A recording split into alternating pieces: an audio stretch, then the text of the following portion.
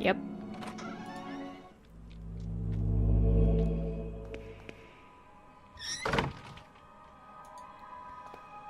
Don't look into his eyes.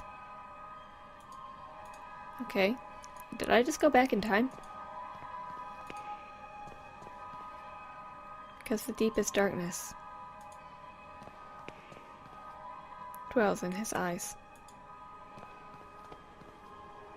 Okay. Come in, my son. Did you think you could hide these books from me? They are just classic literature books, Father. Socrates and Aristotle. Silence! Instruments of falsehood, you'll mean. Fallacies coming from the snake. Now, son, get on your knees and raise your arms. Apologize to the Lord. Pray to the Lord. Malum in se? Evil in itself. Ah, there's an eye.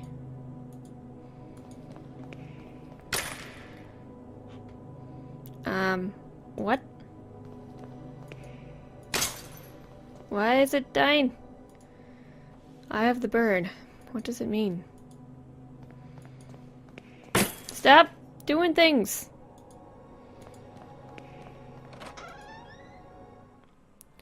Lord, your eyes burn me. I don't deserve mercy nor forgiveness. O Lord, have mercy on my soul. Who are you sending me? Is death to whom you are handing me over? Has your hourglass already run out of sand? Has my hourglass, sorry. Father Ernest. Ernest? It's been many years since I heard that name. Since... Oh, I see. Father, I'm here to be able to remember. You have to help me. I beg you. Pleas, entreaties, petitions, praying, torment, exemption. Past times bring us just misfortune and pain. Father Ernest, I was one of your students. One of my old students, you say? It's only the Lord who teaches us. We all must follow his ordinances and disciplines. Get closer, son. Come pray next to me.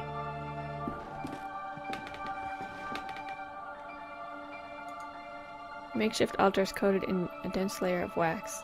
Candles, having almost burnt out, only barely illuminate the room. Creepy image of Christ crucified. Inexplicably, it has a dark cloth covering its head. He has large burn marks under his eyes.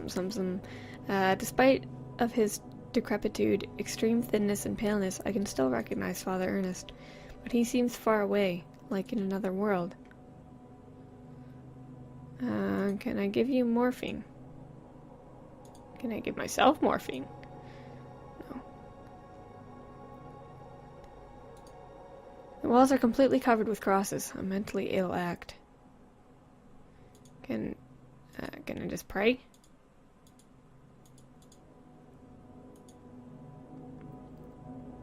Oh, I can talk to him now. Glory be to the Father, and the Son, and to the Holy Spirit, as it was in the beginning, is now, and ever shall be. Now, my son, tell the Lord which one is his voice, the sharp sword, the wise quill, or the delicate petal. This one. The wise quill. No, no, no! You're enveloped by sin. And now, my son, tell me... Oh, dang it, I missed that. I thought it was the same thing over again. The blessed penance. No, no, no! Your soul lives embraced by the darkness. And now, my son, tell the Lord who are you, the faceless pilgrim, the gate guard, or the lost seaman? Probably gonna be wrong again. Yes, yes! That's it, my son! We lived lost in an endless ocean of sin and blame. Guess I got it right. Now leave me alone.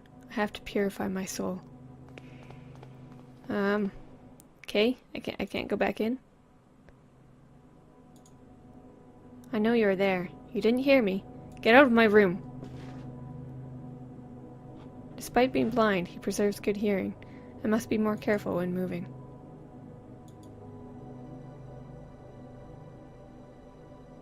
Okay. How do I be more careful?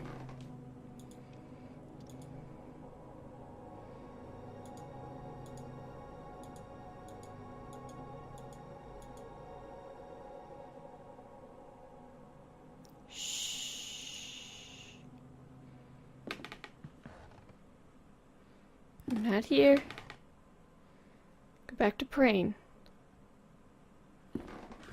Good boy.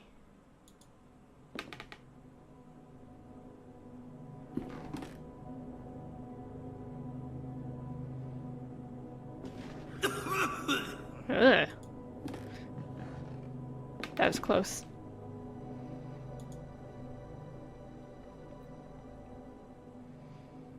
I'm not here. Just go back to what you were doing.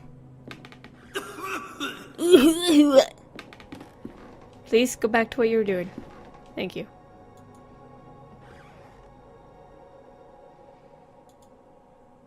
What the heck? Seriously? There we go. Dear God in heaven, I feel for you.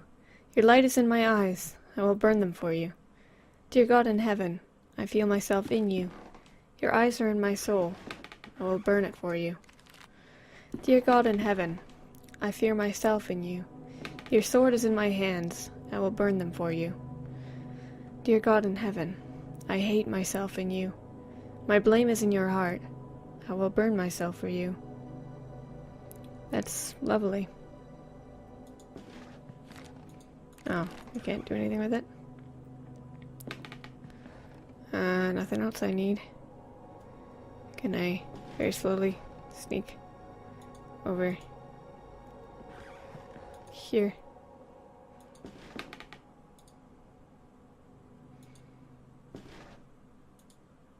Old razor blade stained with blood. Oh, hey! I know where I can use that. I know this. I know it. I'm gonna go and do it. Okay, gotta go upstairs. And down here. It's not very nice that it's covered in blood. But it will do. Cut it.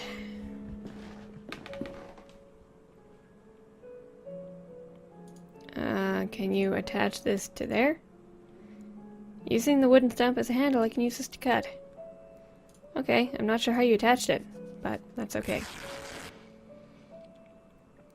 Sweet. Back in time again.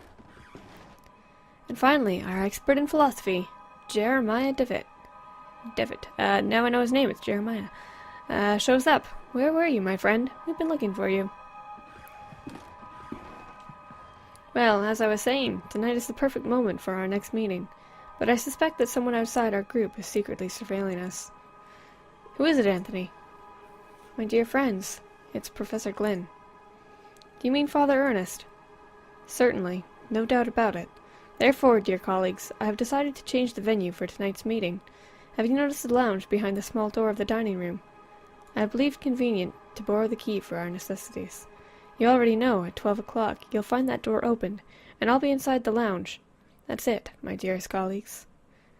Videte nequi sciat. Not sure how you're supposed to say that.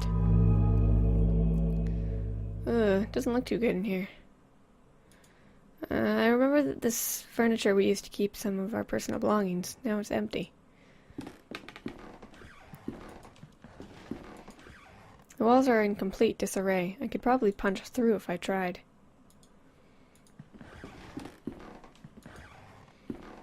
I remember that this is a bed where I used to sleep when I was a student here. Oh, I'm gonna take a nap.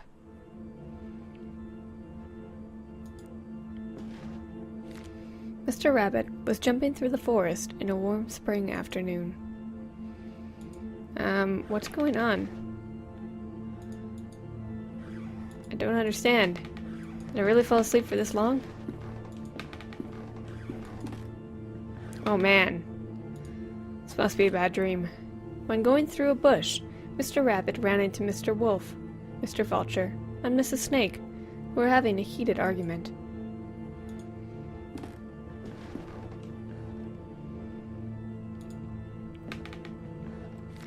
Mr. Rabbit, curious, asked them, "Dearest, why are you arguing in this beautiful and cheerful spring afternoon?"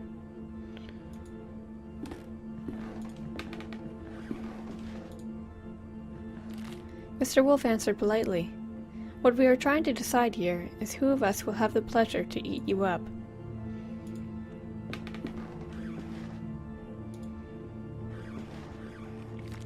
Mr. Rabbit, really scared, said, "But I don't want to be eaten. I want to live."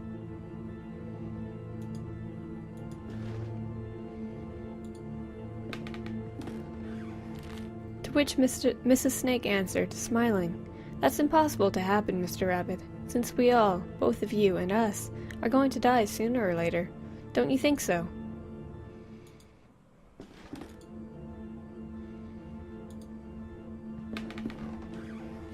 Mr. Vulture added, "Mrs. Snake is right. We should stick to the issue at hand. It's getting late, and, as you see, we do not agree.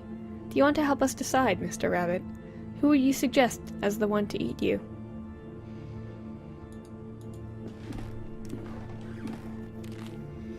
After thinking about it for a while, Mr. Rabbit came up with an idea and carefully said, "I got it. Why not organize a race? The first who arrives to the forest clearing will have the privilege to eat me. No doubt Mr. Wolf can run at high speed, but Mr. Vulture can go flying and avoid any obstacle, and I'm sure that Mrs. Snake knows all the shortcuts within the forest. I guess the competition is balanced. What do you think?"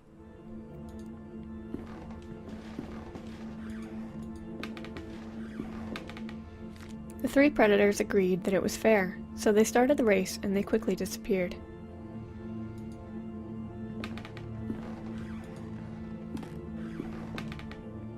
Mr. Rabbit, happy to trick them, started running at high speed in the opposite direction of the predators, who, eager to prove their worth, didn't realize the trick.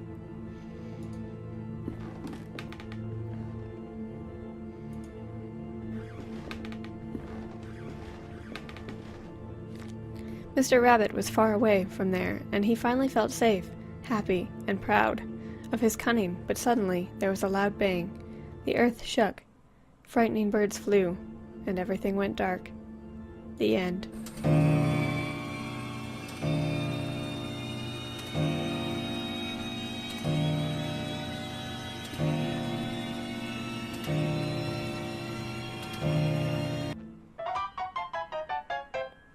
An impossible love. There's something I kept from myself for a long time. And the thing is that I love you. I have always loved you. Since the first time I saw you, since the first time I felt your frozen hands. Each time I move away from you, I miss your glassy, empty, dead eyes. I miss your rough hair, your grayish skin, your stench. But our love just can't be. It's an impossible love.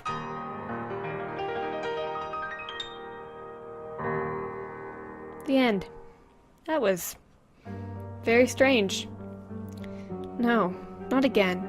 How long have I been sleeping? What was all that about?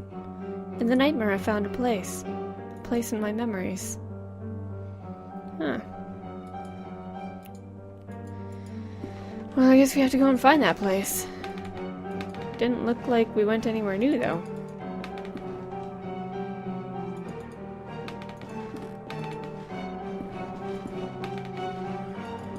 But we can see, I guess.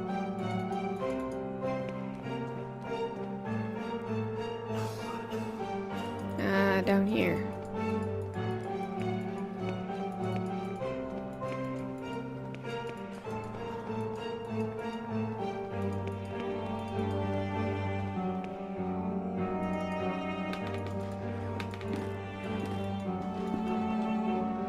In my disturbing nightmare, I was brought to this spot. Under the carpet! That's what I wanted to check in the very beginning. It's the trapdoor I saw in my nightmare. Let's go in then. From here sprouts a horrible stench. There's something down there. Did you see it? Did you see it? It was there, just in front of me. He was screaming. He shakes uncontrollably, his body racked with pain, and there's only one way to end his suffering. Take this, buddy. You need it.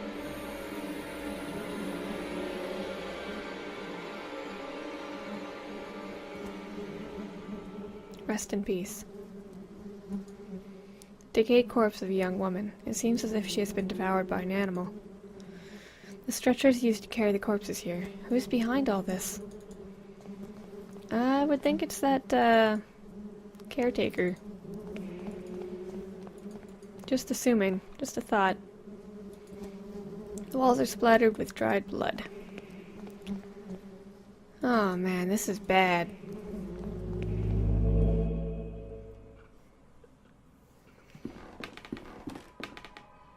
Punctual as always, Devon. Now all that remains is to introduce our guest. You may come in now, Professor. Father Ernest! Do not worry, my friend. I invited him to join us this evening. The Professor genuinely shares our curiosity, and who better to complete our group than one of the most renowned theologists? Moreover, we mustn't ban those who are willing to explore beyond the veil. The moment we have long awaited has now arrived. Please, all of you, take a seat and we shall begin the procedure. Soon shall the door be open, and then may we finally see what lies beyond. Now I ask that you close your eyes. You will feel a momentary prick as I inject you with the serum.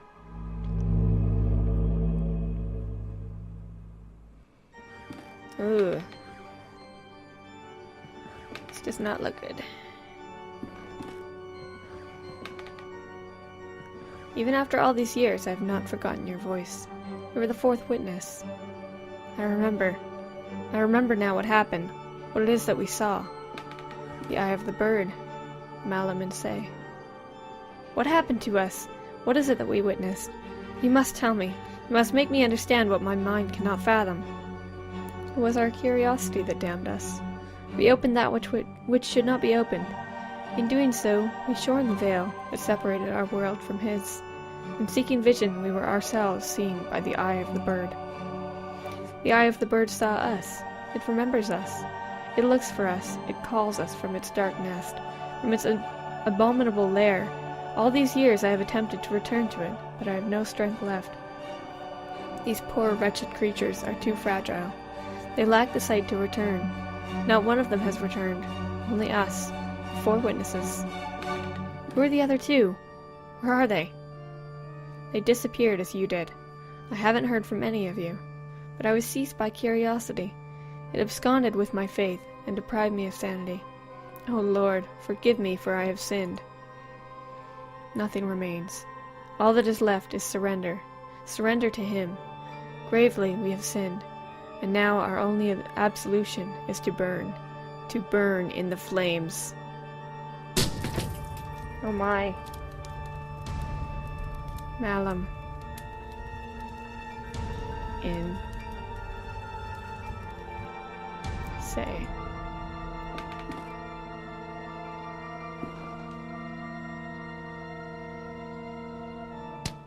Oh. He just punched me.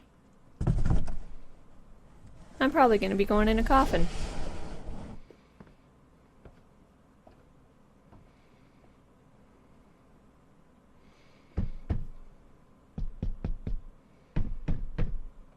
I'm definitely going in a coffin.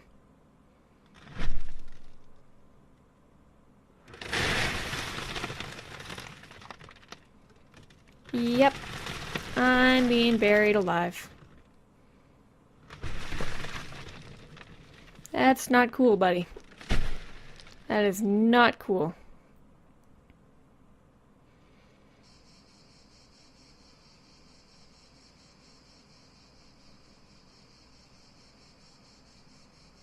The adventure continues in Chapter 3. Oh my, that was, something. I really want to know what's going to happen because of what happened in the ending. Because, you know, I'm in the ground. Yeah. Anyways, that was Chapter 2, so I hope you guys all enjoyed that. Took a lot longer than Chapter 1. It's probably 4 episodes. Jeez. But I hope you guys all enjoyed. If you did, please leave a like and add it to your favorites. And if you haven't already, please subscribe because I upload stuff like this all the time. And I will see you guys in the next episode of The Last Door. Thank you very much for watching, and I will see you next time. Goodbye! Okay. Should be fun. I still have my glass pot, or glass jar, I do. my mouse? Rat thing? Can I fill it up? Yeah, I filled up